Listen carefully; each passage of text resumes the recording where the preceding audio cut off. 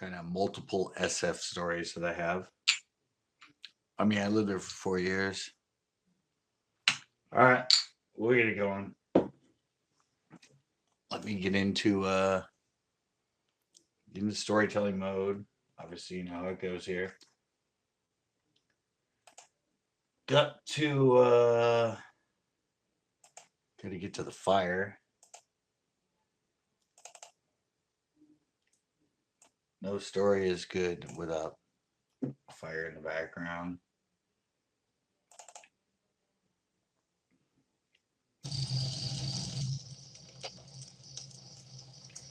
All right, there we go.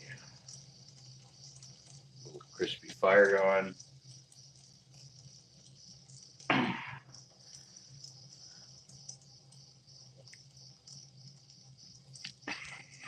Yeah, yeah. That's when everybody. Yeah, it's a storytelling time. Okay. I didn't really think about some of the great stories I had from SF until I think it was last week when I said I don't know how many stories I had left. So it was high school stories. I wasn't much of a big high school guy. I mean, kind of a little bit, but I was more into skateboarding and fishing. Wasn't really a partier, all that. But then I went, oh, well, yeah, SF has some stories. That place is freaking crazy. Okay, so I moved there in '05. Spent 4 years there. I remember when I moved there, my mom was like, well, why you don't know anybody there? I'm like, come on. I'm like, I'm a DJ. I have a store. I'm a social person. Ooh, Dr. Hambone. He made it right in time for story time. And I'm like, trust me, don't worry, I'll meet people. It'll be fine. Well, within 6 months, I was actually, within 6 months, I actually had a DJ night at a club. Plus, I was DJing at a second club. Uh, Plus, at this time, within the first month, I've already met a bunch of girls that were club promoters and everything. So, I was pretty much in with the in crowd. Plus, I'm not stupid. I made clothes. I made great fashion. The girls I met that were club promoters and that, of course, I gave them some clothes. I asked them to model for me. Networking, get yourself in with people. So, suddenly I had a bunch of invites. People invite me places. And so that's kind of what a lot of these stories are about, or things that happened in SF, things I got invited to, stories. But the first one's about a hooker. Go figure. Um, by the way, when you live where I did, I was on Bush Street. I know. I was on Bush Street. It's right downtown. It's right above the Tenderloin. If you don't know what Tenderloin is in SF, it's where all the homeless hang out. It's where you cruise through to get hookers and everything. Well, a lot of the clubs that I got invited to in that, my journey to get there was to walk through the Tenderloin. And well, this first story about the hooker um, was after I'd already the loin, yeah, the Tenderloin. I was actually on Bush, which is like I think a street or two up from the Mason Dixon line, but there's kind of a square footage area that's considered the loin.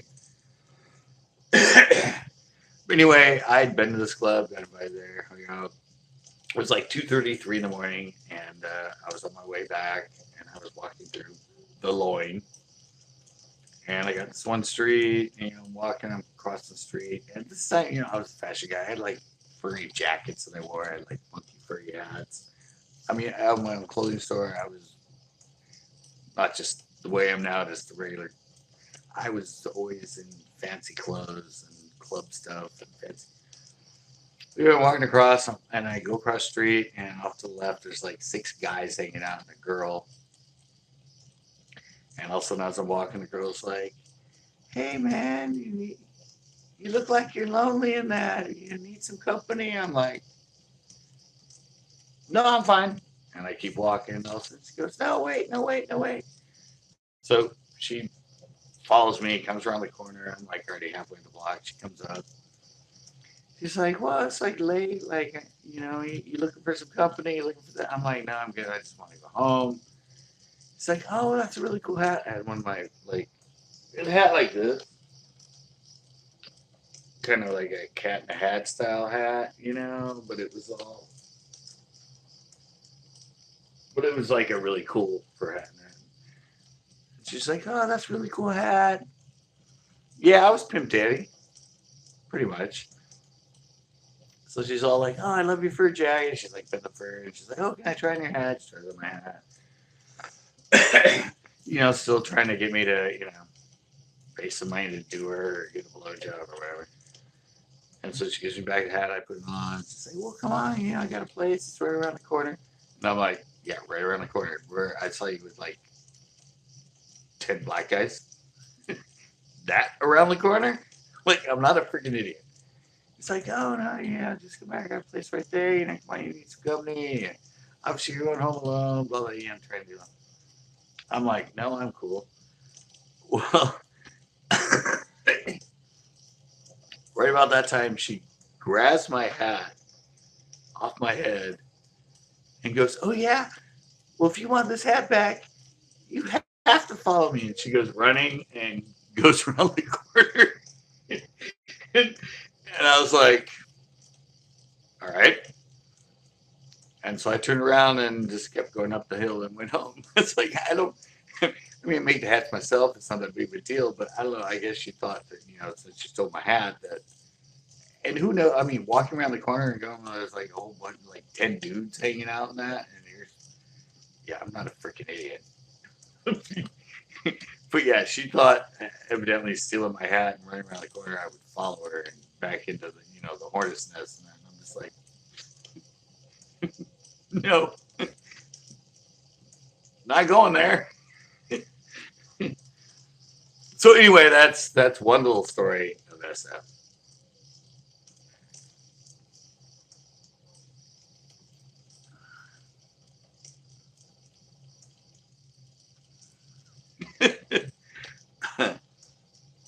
And this other next one, I said I was within like maybe 5-6 months of actually moving to SF. And I'm trying to do these kind of sort of in chronological order. And the next one was, SF. It's a gay capital. I mean, let's just be serious. There's a lot of gays there. Evidently, I'm not gay, but evidently, I'm a very attractive male to gays because I've never been hit on so much in my life. And consistently hit on from gay men than when I was in there. But this one kind of has to do with that. At one time in my store, I had this male mannequin on the outside, kind of had in the corner. My store had a porch, and next to the porch was a door that actually went down to the garbage. But during the day and all that, I would use it. I had an arm out, but I had this male mannequin outside. And in the back of my store, there was a area where I had my computer, and I would sit. There was another door, like a little room. So I kind of saw this person sort of kind of hanging out right there, sort of in the. And so I get up and I walk out, and there's this guy, obviously like late 60s or something. And I come out and he's pretty much molesting my male mannequin. I mean, I come out and he's he's kind of got the button of the pants undone, and he kind of has his hand like down into the crotch area. And so I walk out and I'm like, what the hell are you doing to my mannequin? And he's kind of like, kind of eat back. He goes, oh no, I was trying to, I was looking at the fabric. I was just trying to I'm like, then why'd you have your hands down his pants? And he's all like, blah, blah. So anyway, I'm like, I go over, I bring it back, I'm like, put the pants back on it. I go back inside, the guy follows me. And they say he's older. He's like kind of shorter, kind of hunched over, older man. And he's in there and he's kind of talking to me and he's kind of being, I don't know, kind of weird and everything and kind of asking me questions.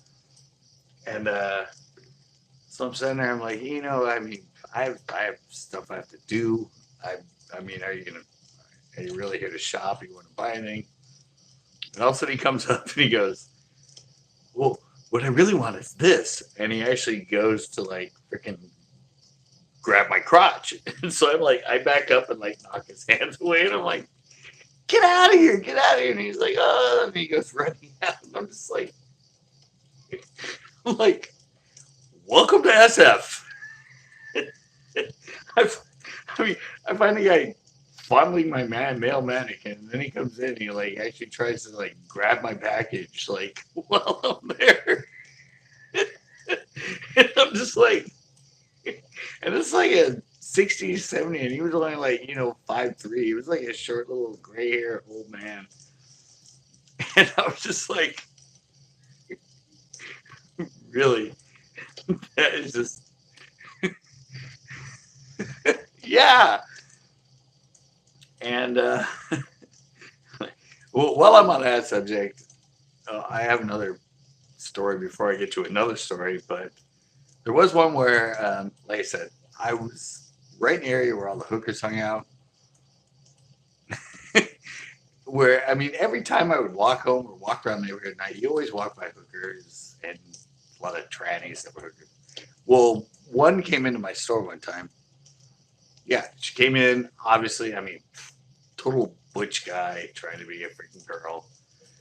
And walking around my store, and I'm kind of following her, going, all right, that's kind of sketchy. What's she gonna do? And all of a sudden, she picks up a pair of pants. It was like sequin, sparkly pants I made. He goes, oh, how much are these? I'm, blah, blah, blah. Like, oh, yeah, those are kind of cute. Puts it back on the thing.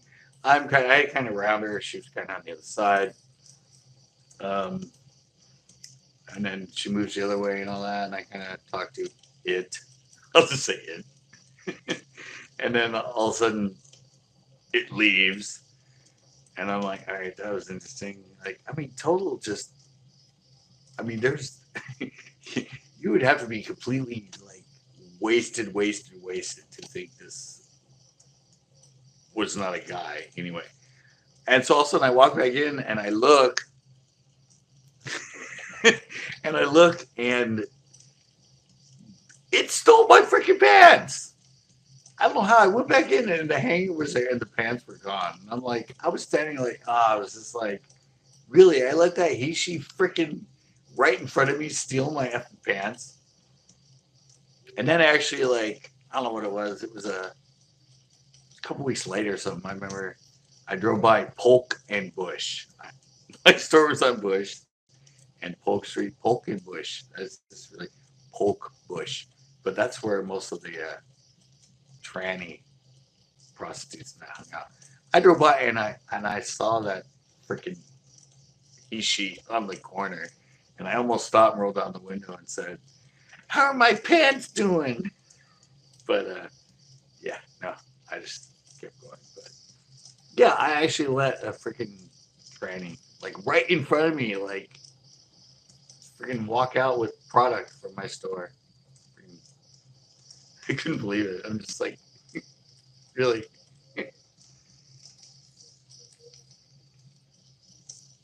Okay.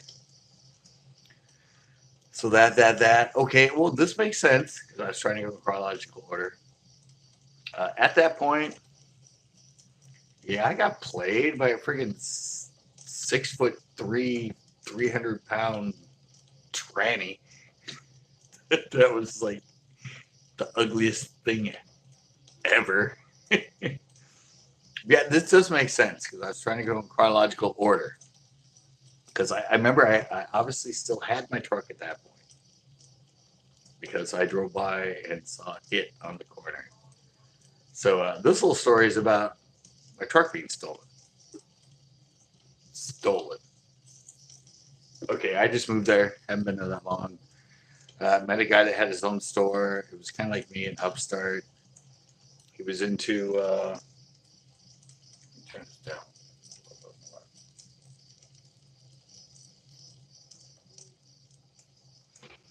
Um,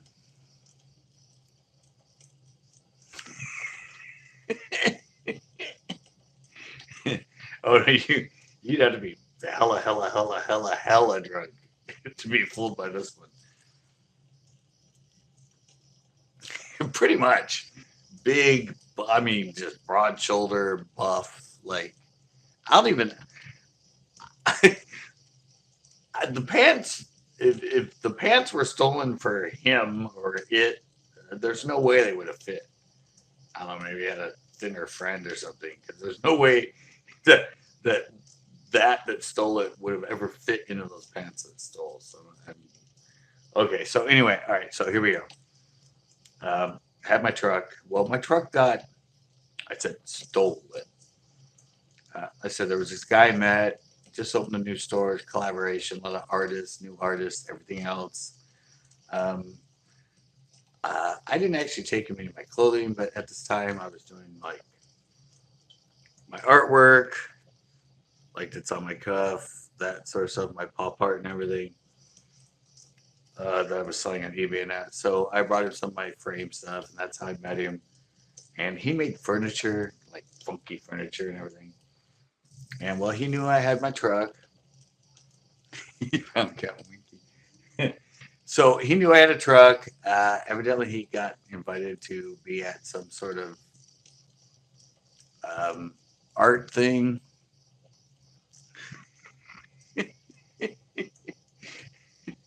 uh, yeah, but he wanted to borrow my truck. He's like, "Hey, can I borrow your truck for a couple days?" And I wasn't using it, and it was kind of a pain in the ass because I didn't have a residence tag.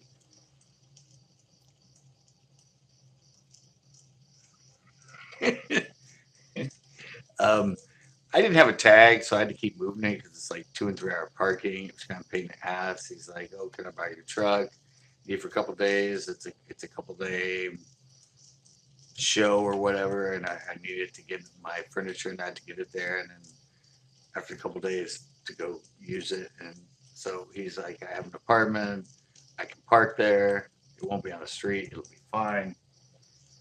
And like I said, I've known the guy at this point. I only knew him like a month, but I had my product in the store. He had a store.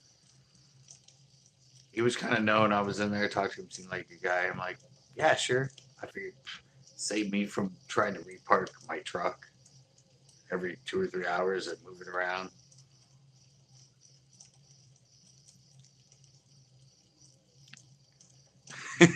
All right. Thanks for checking in for a little bit. You rewatch if the story was interesting right before you went to bed.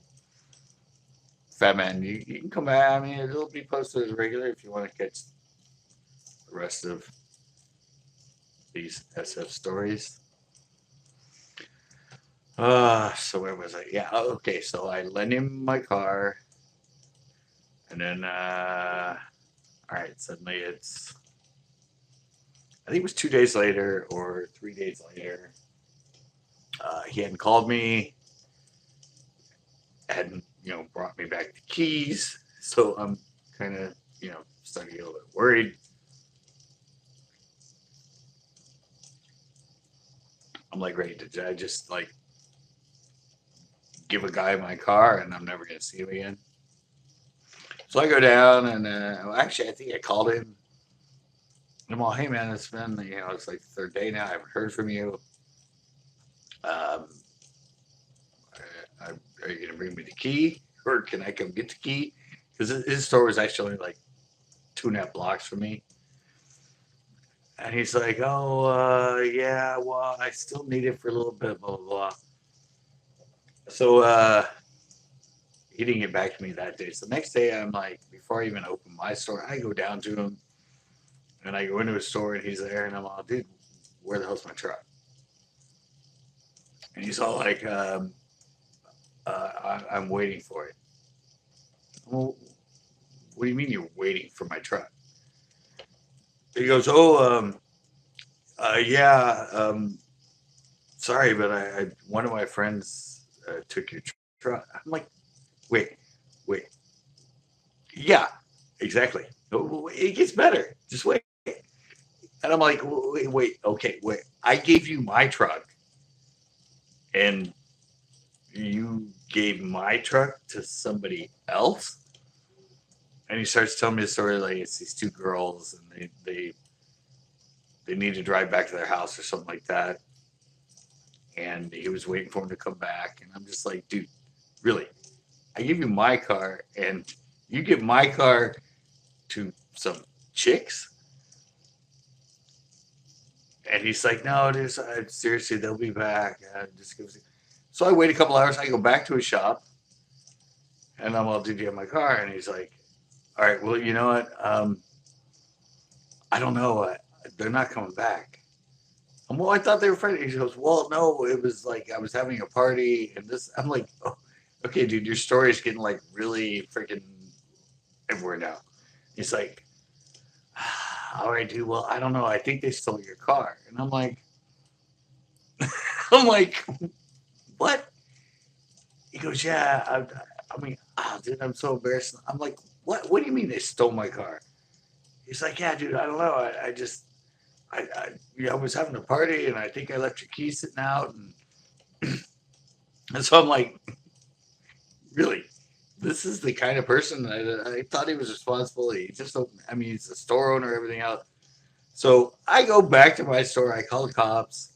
I say, hey, I got to report my stolen truck, and I got to tell them license plate and all that. And the dispatcher goes, oh, no, it wasn't stolen. Uh, it was towed. And I'm like, what? She goes, yeah, no, it's such and such impoundment lot. And the impoundment lot is like, it's down from actually the Giants Stadium on the front road or whatever it is. Basically, about like 3 miles or more from where my shop is on Bush in kind of Union Square area. And I'm all, what, really? And so I asked her, I'm like, well, how much is it to get it out of impoundment? She goes, oh, it's like $280. So obviously, I mean, I hang up the phone, I go straight to him. I'm all, dude, it didn't get stolen, it got towed. He goes, what? I'm like, yeah, they have it at the impoundment lot. $280 to give it out. Give me the money now. So he actually ends up giving me the $280. And so I have a skateboard. You know, I skate and all that. So I pick my skateboard up and I head down there. Like I said, it's like 3 miles away. I skate all the way there. I go in. I tell the guy who I am. I tell him the license plate number. He goes, oh, yeah, we have a truck.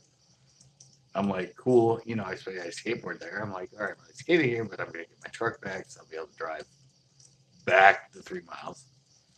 It's kind of taking a while. I go and ask the guy. He goes, oh, he's got to go get it. He's having, you know, trying to find it or whatever. And so I'm standing there, and all of a sudden, from around the corner, I see this tow truck come around. And behind the tow truck is my truck smashed to a piece of shit. I mean, the cab is flattened. It's just smashed everywhere. One of the tires is like bent to the side. And he goes rolling up, and I'm all, what the hell is that? He's like, oh, didn't the dispatcher, you know, tell you? I'm like, no, she said it had been towed. She didn't say it had been wrecked. Yeah, it had been rolled, obviously. I mean, the cab was like off to the side. It was like just smashed to pieces. As I found out, it was on Christmas Tree Road. I don't know. It's a dirt road in the middle of San Francisco, which I didn't know existed, but it's kind of a mountain that has a dirt road that goes up it. And they found it there off to the side or rolled or whatever. So, I mean, obviously I had to like, actually, I didn't have a cell phone at the time. I bought a cell phone suddenly, called my mom, had her call the insurance saying that obviously it had been stolen because, I mean, obviously that's not where.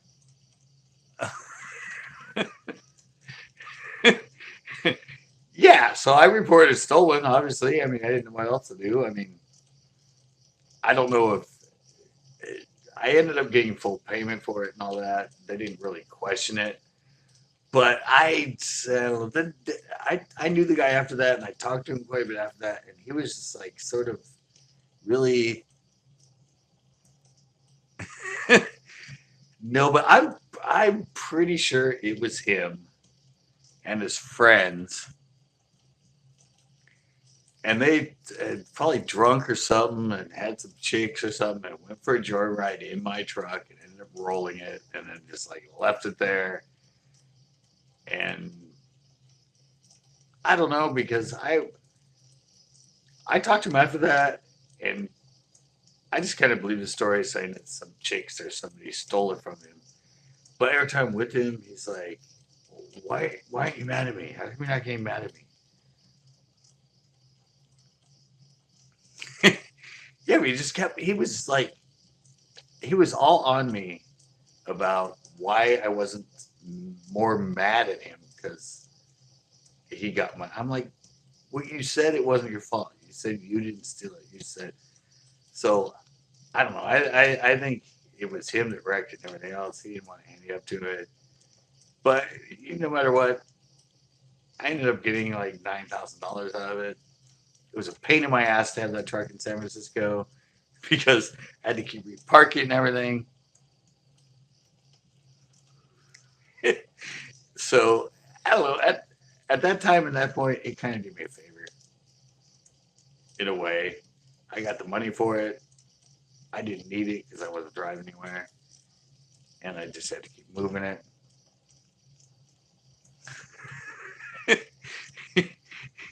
Yeah, no, he was just weird about it.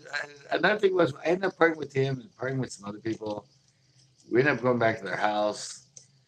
The people didn't know me; they didn't know him. Um, he started telling the story that I was an asshole and all this other stuff. And they started. I was at their house at the time, and they started saying like, maybe you should leave and this and that. And I'm like, and towards the end of it, I finally told them the story about the truck and all that. And then the people in the house were kind of like, well, now that you tell me that, it seems like he's the freaking douche. Like, it doesn't seem like you do. I'm like, yeah, I don't know why he hates me. I don't know why he's been so mad at me. He's just been an asshole to me since this.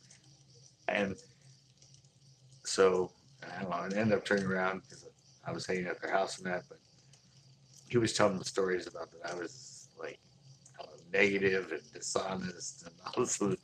But yeah, I could tell. I'm pretty sure him and his friends just took it for a joyride, wrecked it, left it, thinking, hey, it's not our truck. We're not in trouble.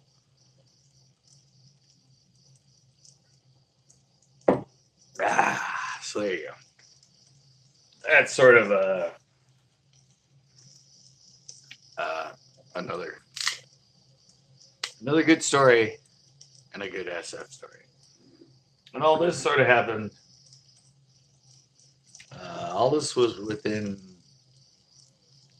I think, pretty much first year of me living there. It was a Nissan. It's the one that's in my videos, my early videos, my first.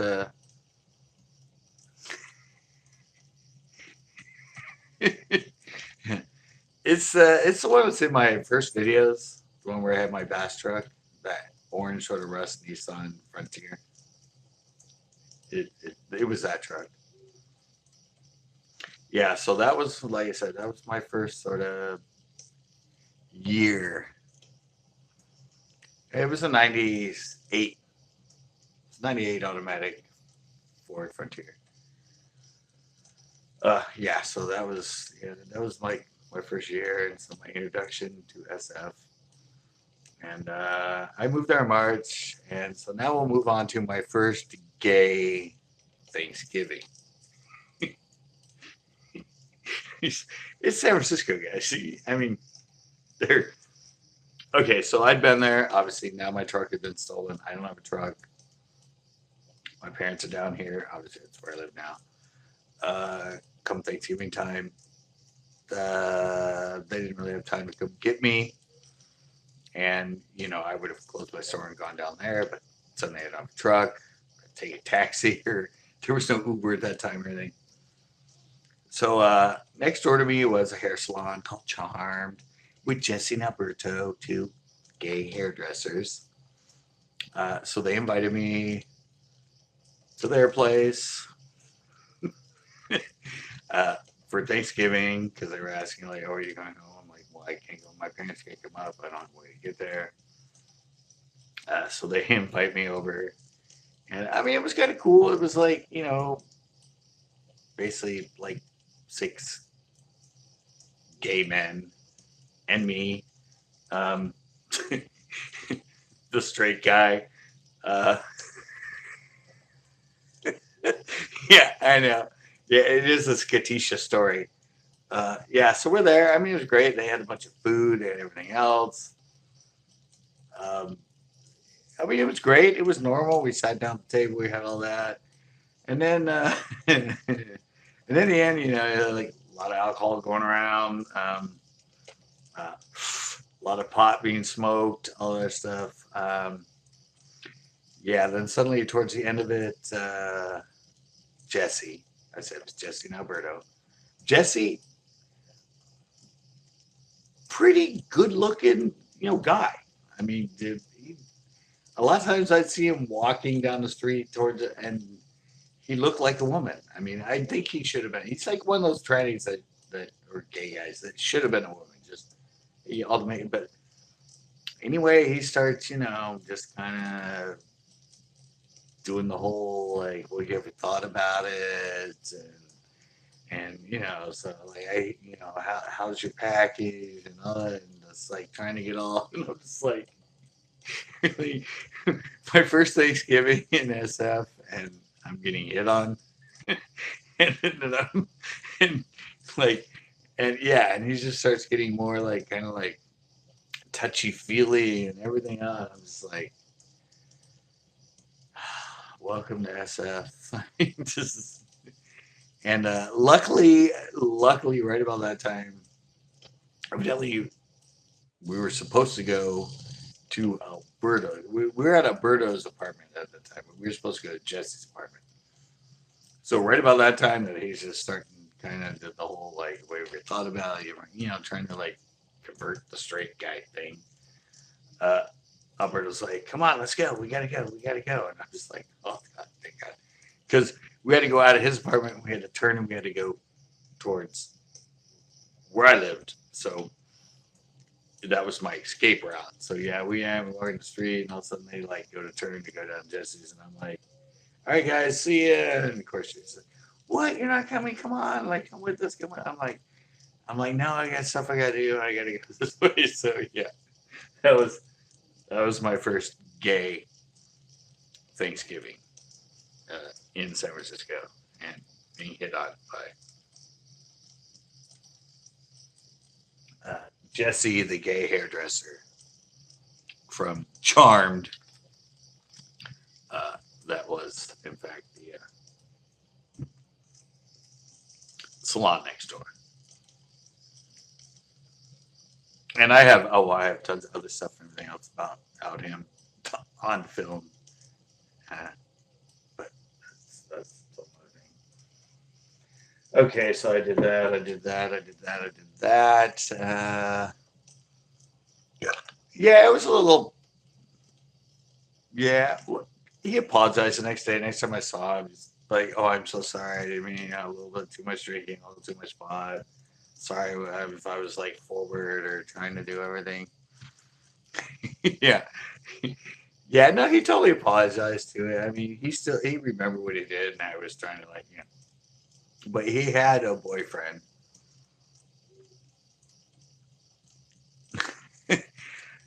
uh,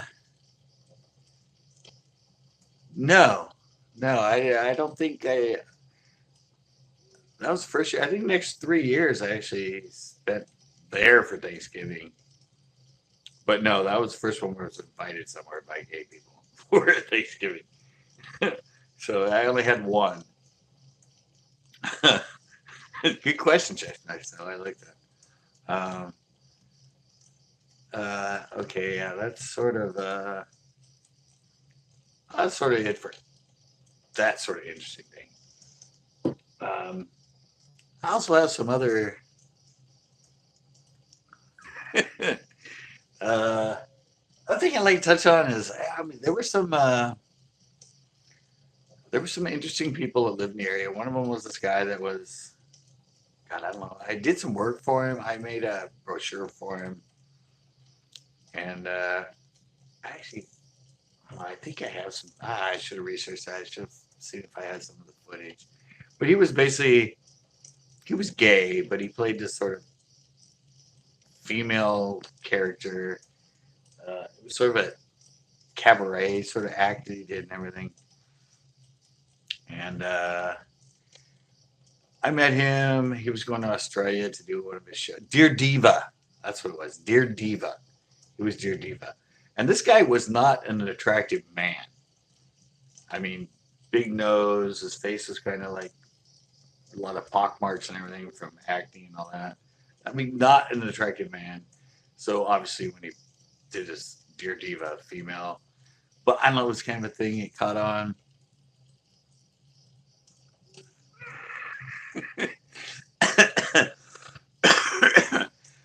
So anyway, yeah, I hooked up with him and was he wanted me to burn some. He was going to Australia. He wanted to make some CDs of his. I was singing. It wasn't really good, but oh god, I just saw another story that I should have actually. Oh, oh, this guy Jerry that I used to make recordings for, worst singer in the world. Thought he was really good, and he would come to me and have me reproduce CDs for him. Oh, I have those CDs somewhere too. Anyway, back to Dear Diva. Yeah, so he did that. Some of my artwork I did, he wanted me to use that. I created this whole butterfly thing for him, everything else. Um, I don't know. I told him I was going to charge him like $200 on top of my expenses for buying the CDs and doing the printing and all that other stuff. Ended up him paying me what it cost me to do my like 4 hours to create the thing, all the time to do it. It just, if I didn't write out a contract, like I said, I was stupid. People like look at you, they're like wolves looking to just use you and abuse you and everything else. So yeah, pretty much I let him just like pretty much, I made like nothing. He paid me exactly pretty much what it cost me to buy the CDs, print the CDs, and spend all the time making the artwork for this brochure that he was taking to Australia. So that was just sort of another introduction with me. First off, with hookers and gay men and all that, was the fact that you're a newbie in San Francisco. They'll promise you the world and then freaking gut you in the end. Because if you're naive and you don't know how to go about business, have a contract, have something written down, all that stuff, word of mouth and that, they will F you over so quick. It had to happen with a lot of stuff. I'm not going to know those stories here, just that one. But um, yeah, it was, yeah, that happened a couple of times. I think somebody I made t shirts for did the same thing. Totally didn't pay me what I said I would pay, but I didn't write anything up, nothing in paper, only verbal. And yeah, it was just terrible. But this other story is kind of creepy too.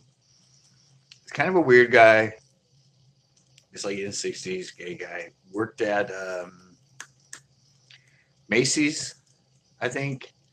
He was a one of the guys that does the windows, does displays, makes the stuff for the windows.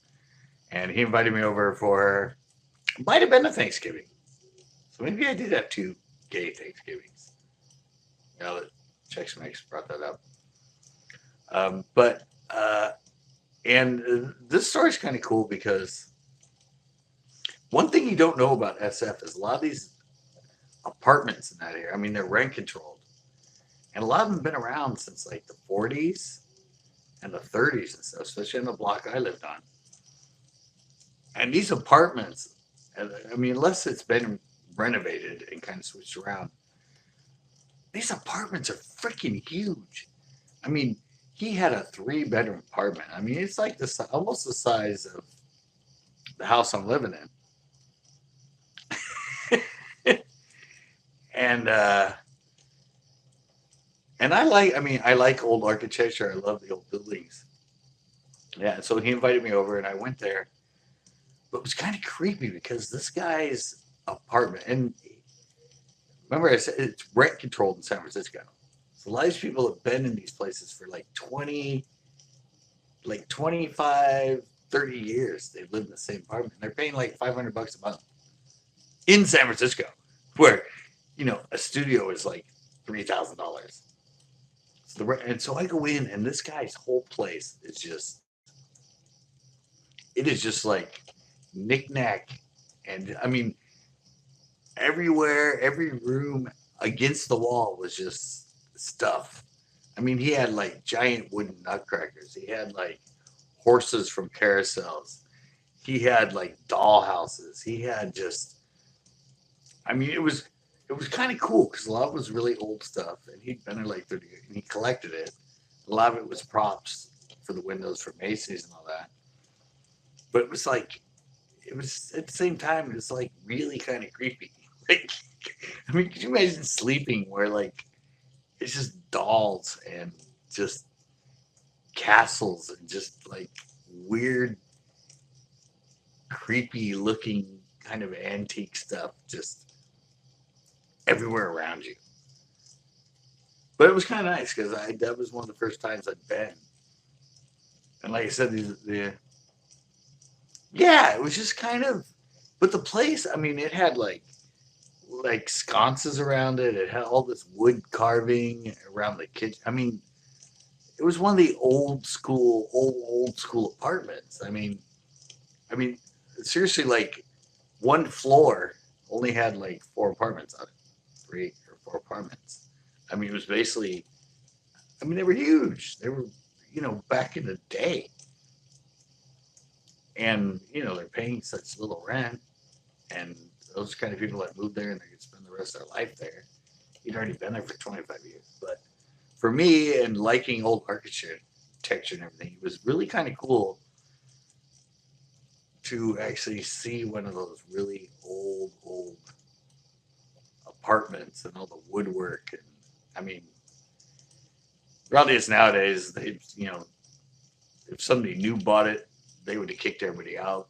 Freaking, there would have been like 5 apartments, 10 apartments on each floor, all the way for the 4 floors, so that you make more money off it. But yeah, no, it's really neat to go into some of those old buildings. And this was one of those stories that was kind of cool because I got to go in and see one of those old buildings, which is kind of cool. Okay, I have one more kind of cool club story, and then I'm gonna end with this, and the ending is really cool because I actually have a video of the last story. But okay, this story is really cool.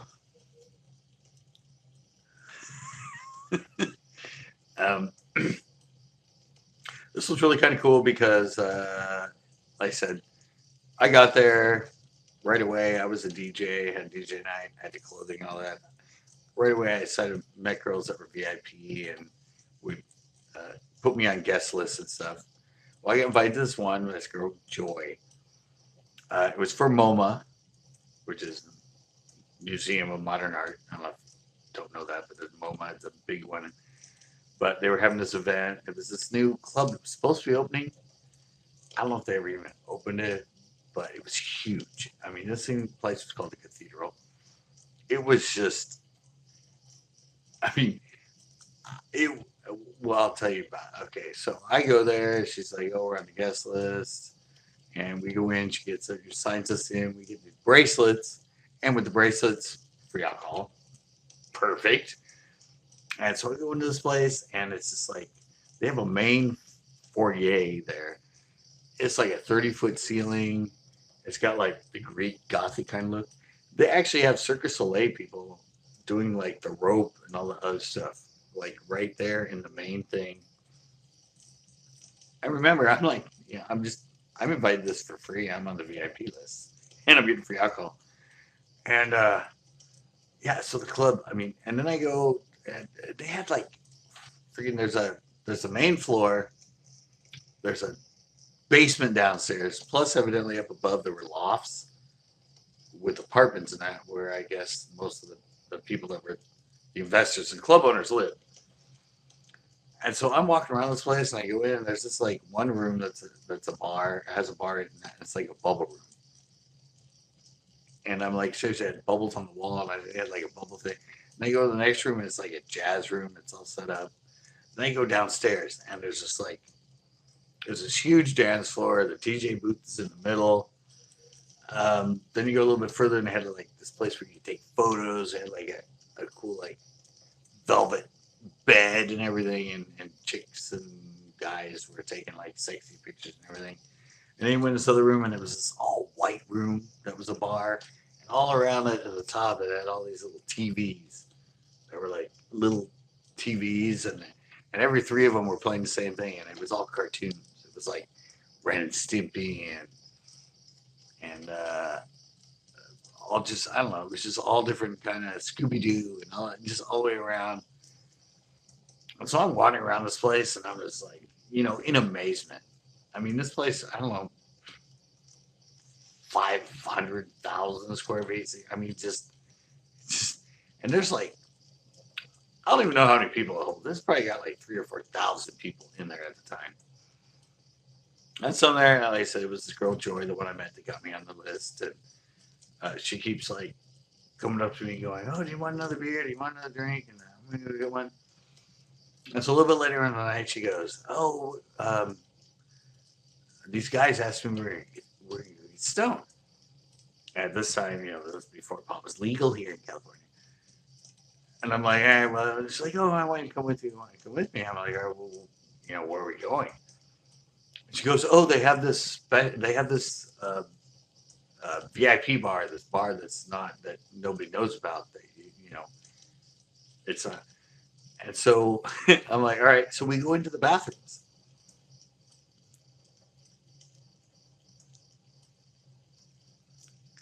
Yeah, they found on a different planet. All the missing left socks. Yeah, that was Ren Sippy. Um, so she takes me. So we're with these like four other guys, and she takes me along. We go into the stalls, the restrooms, and these restrooms where they weren't men and women. It was just like one big stall, everything had a locking door. And I'm like, "What? We gonna like smoke out in one of the stalls?" And I'm like, "Oh no!" She's like, "Oh no! The way to get to the secret bar is through one of the stalls." And I'm like, "What?" And they went, "Actually, that's kind of cool." So we go in there, and there's one stall. I mean, there's like, I don't know, there's like 50, 100 stalls in this bathroom. I mean, huge club, huge stall. We go in, and one has a lock on it.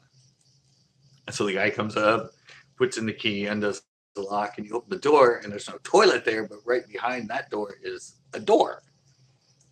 And and so we go in, he like opens the door and he pushes on it, and there's like stuff behind it, and we push it out of the way. And we have to kind of climb over stuff. And I'm like, "Whoa, what is this?" And he goes, "Oh no, it's like the private VIP." Yeah, he's like, "This is a," and if you on the outside of it where you walk into actually where the restrooms are, if you look over to that wall, there's just a few like circle, almost like porthole, like little windows. And then it goes around the corner. But if you go around the corner, there's no door or anything. The only actual door into this place is the door behind the door that's one of the stalls in the bathroom. And I don't know, they just hadn't, because they hadn't opened yet. They kind of did this thing for MoMA, like to kind of make some money before they actually, because they had some of the bars, some of the room, but this one things they hadn't done yet. But yeah, it was cool in there. There was like a total bar and seats and everything else. But I thought that was like, yeah, no, I thought it was really cool.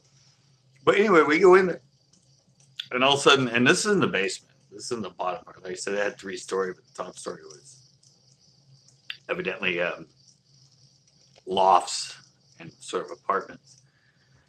And so we're in the basement, and he goes, so we go in there, and then all of a sudden to the right, there's like a little door.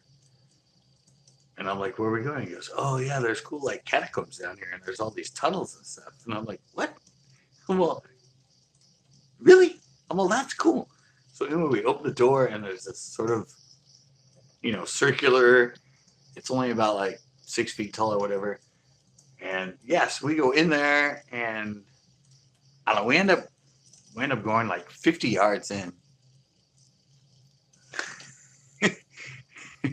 I don't know. I left. I don't know. That's the only time I've been to this place. It was called. I don't even know what it was called. I don't even know it's called, the Cathedral or something. It was supposed to be one of the biggest clubs in SF or whatever. I don't know if they were actually opened it after this. I never went back. I was only there like maybe a year and a half after this. This is kind of into my.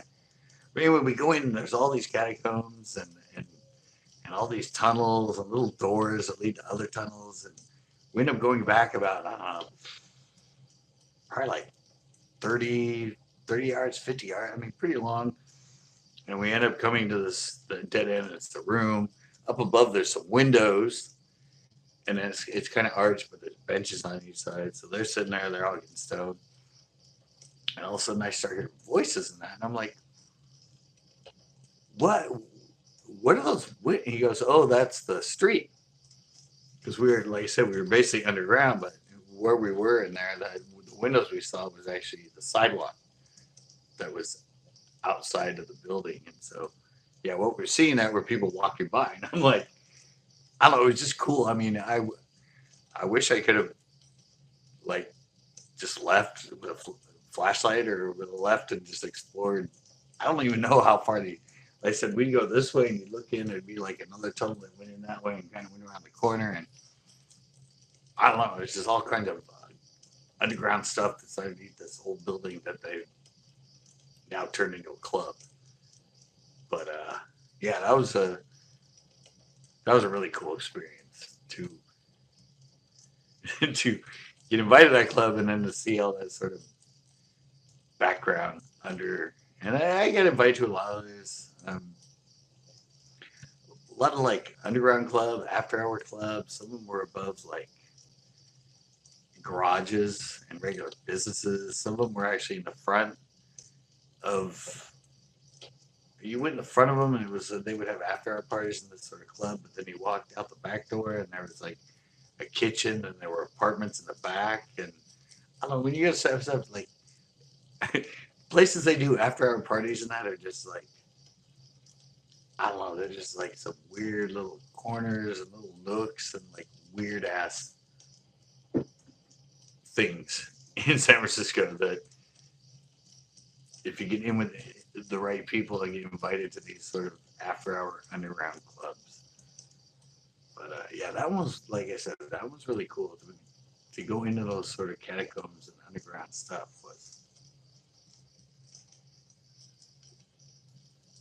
That was actually really, really cool. And all right, this last one, this last one's really cool. I'm getting to that. um, I didn't see that much, like, I mean, as far as bizarre stuff. Um, um, I don't know, girls topless or that sort of kind of thing. But no, most of mine, I mean, most of it was kind of being able to go underground and being able to like see some of these clubs and some of these really thing. I mean, getting hit on by gay guys and the gay Thanksgiving and that. Of course, you have the gay parade there, which during that era, it's like freaking freak show everywhere anyway. But asking one of the most bizarre things. That's what I'm going to show you right now. I'm going to have to shut this down because I actually got it. I got it on a different thumbnail. But towards the end of this, um, well, I was actually already I was about self clothing because I knew after this, after I left SF, I was pretty much ending it. I was gonna be done with my like 11-year history of self clothing and have my own clothing thing. So I'd already started kind of since I had a bunch of footage and everything of uh, slow where I was first. I already had sort of that. I was gonna make a documentary. I had that. So when I got to that point, towards the end of my last year in SF, I started filming a lot and going out and filming a lot because, like I said, I kind of wanted to just the slow or self clothing, the documentary of the whole history of self clothing and me doing it and everything else. So I ended up, I only had high at the time, but I started filming a lot. And so I couldn't find the raw footage of this. I wish I could. It's got to be somewhere on my computer because I used the raw footage to make what I'm about to show you, which was sort of a condensed version that was going to be a clip in the documentary I was making about self clothing. So somewhere in my computer, I mean, unless I did the editing and I was running out of space and I deleted it, it's got to be somewhere. If not, shit, that's what I should have done. Damn it. Ah, okay. I know for damn sure it's on one of the high eights I have because I filmed this on my high eight. I have a bunch of high eights. Um, right there in my closet. I still have the high eight camera. I could actually feed it in. Too late now. Should have thought of that earlier because I think I was filming this for like this is like 6 minutes of what I have, but I think I had it. I think I filmed what I'm about to show you for like it was like 20 minutes, 25 minutes, something like that. 15 minutes. I don't know, something longer than what is now. But okay, you guys are you guys are like this one. Um, uh, where is it? Got to be in here.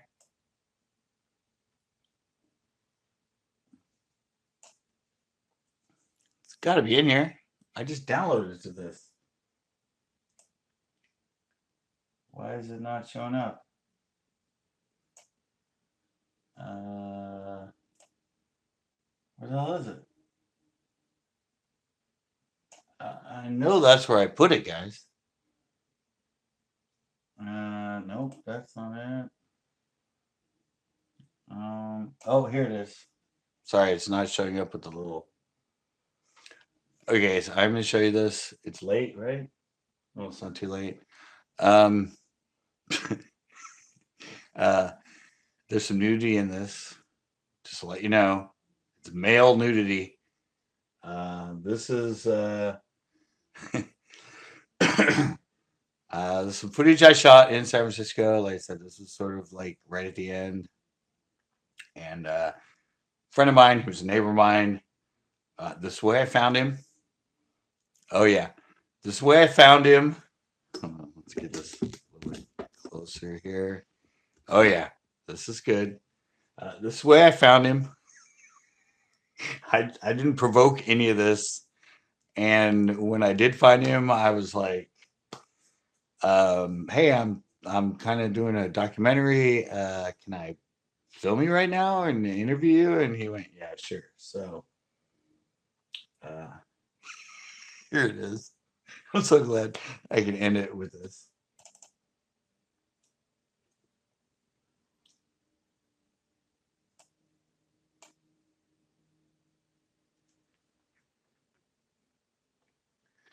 Once it gets going. And now for something completely different. A man with 3 buttons. Okay, so So let's tell the story. Can you guys hear it? What's led you to be out here naked? Freedom. What? Freedom. And you're my neighbor, right? Duh. Why is that a duh? I could be just talking as any random person I met on the street.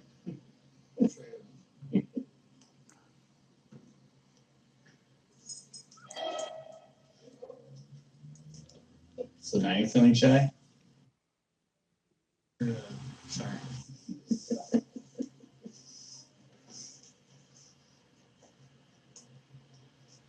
So next question is, do you do this often? No, I don't. This is your first realm of freedom?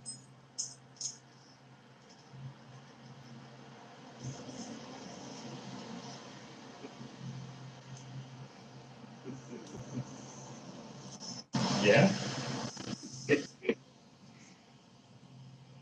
Well, this is perfect. It's just what I need for my documentary.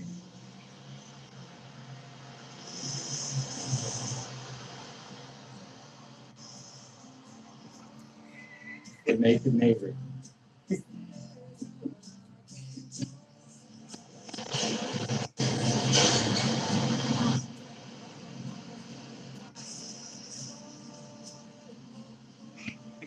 I gotta reload Now, the the original. next question is,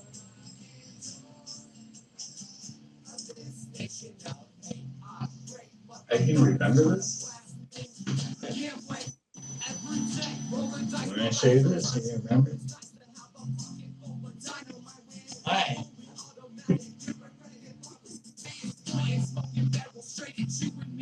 And you're going to be completely okay with the whole outcome.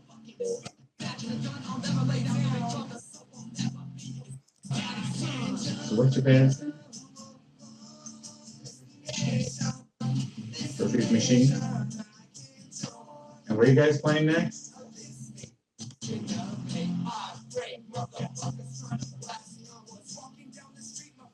And you are vocals, guitar.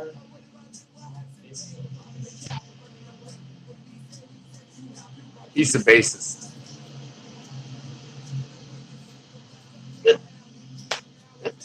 Bass and vocals. So easy. That's mad. Still have one.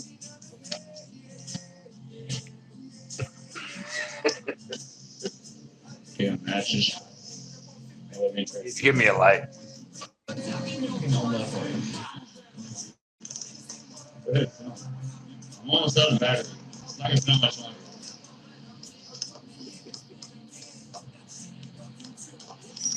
He's feeling himself.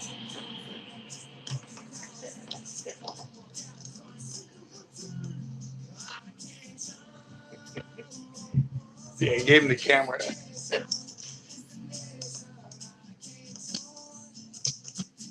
I lit it, but I can't get the light. We still have record time left. Any epiphany? Anything check that?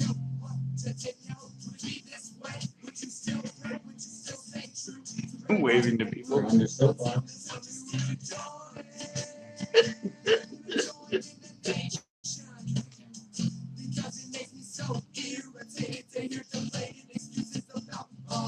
Oh, the women and the women. I have limited battery time and only 5 minutes to tape.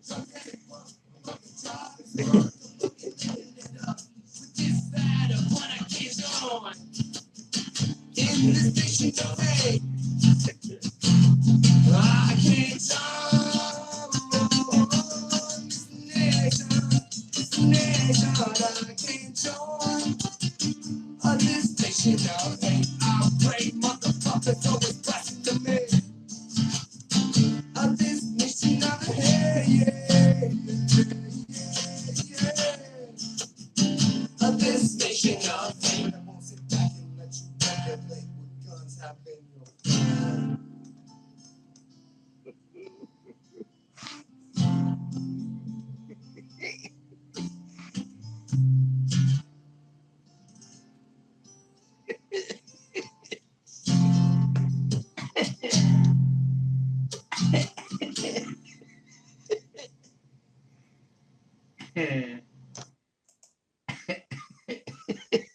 I told you I had to film it. I don't know, it was just classic. Pretty much. I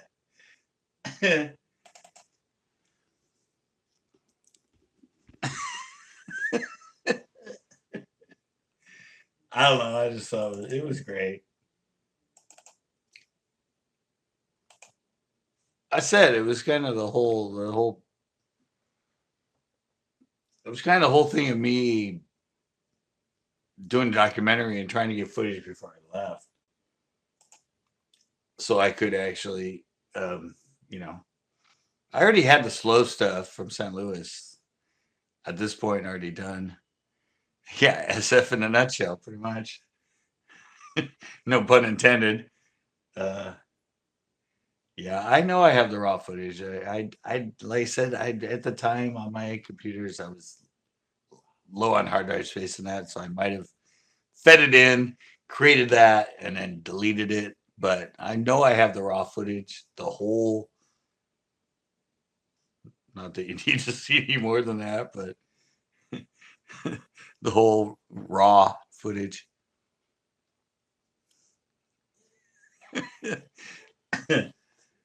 Yeah, I filmed. Yeah, I filmed that. I said I know I still have it on there because I kept all that. I have all kinds of other footage because I was trying to make my documentary about my time as a clothing designer and self clothing. So I have a lot of footage of Jesse and Alberto, the gay guys, the whole for Thanksgiving, and my friend Sean that started the Babylon Falling, the bookstore. That's where I met the singer of the Cult, and ended up meeting with him and talking with him for like half hour about music and stuff. And yeah, I have a lot of other. I don't know. Maybe I'll put it all together and just throw it on YouTube. An SF sort of compilation of because I don't think I'll ever complete the. Well, I can't really complete the documentary because I don't even know if I still have all the original footage. I don't have the original Vegas Pro and all of uh, the templates and everything that load a project. I because I lost that on. So yeah, unless I start from complete total scratch to make my documentary, I was thinking about the first half of it is gone. For some reason, I never. I only have it in very small little QuickTime files. I never made a really good high quality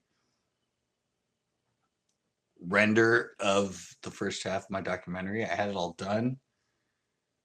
And if I would have just made one, a good friggin' full HD, whatever copy of it, I thought I had one, but I can't find anywhere. That would have been great because I could just plug that in and then used all fed in all that footage and Mr. Naked Guy and all that and completed it. But I don't know. Might run through all my high SF footage at some point and make a maybe I can make a Storytelling Tuesday compilation where I can just put it on full screen and just it'll be a movie night through the phone for the storytelling where I'll just get all edited, put it on the screen right here, let it play, and you guys can and I'll just sort of sit to the side and narrate like that. Wasn't that great though? I mean,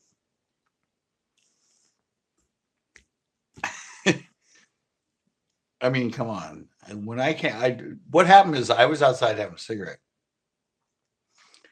and he was coming from outside my. That way it was where he was coming from, and that way is where his house was. So I was just out there, and I looked, and here he was coming down the street naked, with his boots on, carrying his clothes, and that's sort of how the whole encounter happened. And I said, "Oh my God, can I go in and film you and interview you?" And he said yes, and that's what I got from it. I totally forgot about this. The other day I was going through something and I saw that it said naked scene. And I'm like, naked scene? Did I film a porn? Is that some random sex I have or something? And all of a sudden I clicked on it and it was him on my porch, and I went, "Oh my God, I totally forgot about that." So I tried to find you guys the raw, like the total uncut without the music and the editing, but I don't think it exists at the moment except for on one of my random high 8 tapes.